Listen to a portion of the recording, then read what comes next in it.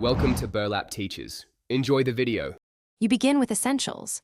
Log into the Sophos XG admin console and verify firmware and admin credentials.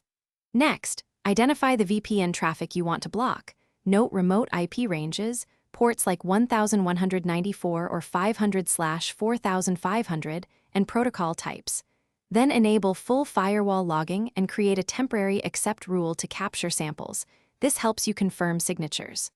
Once done, export logs for analysis and keep the console open so you can immediately test and iterate on rules.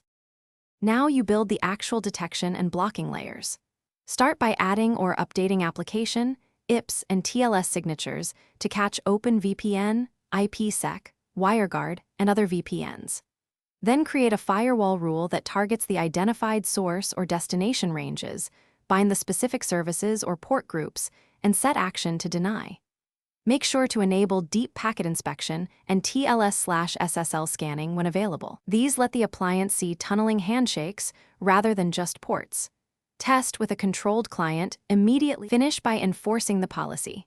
Position the deny rule above broader allow rules and enable logging on that rule so you get immediate feedback. Use test clients from several networks and devices to verify the block, and review logs and packet captures to spot bypass attempts or alternate ports. If users see false positives, make sure to refine IPS/application signatures or add narrow exception rules. One troubleshooting tip: if blocks fail, check policy order, SSL inspection certificate trust, and NAT settings. They often cause overlooked bypasses. Thanks for watching. Consider subscribing if this video helped you.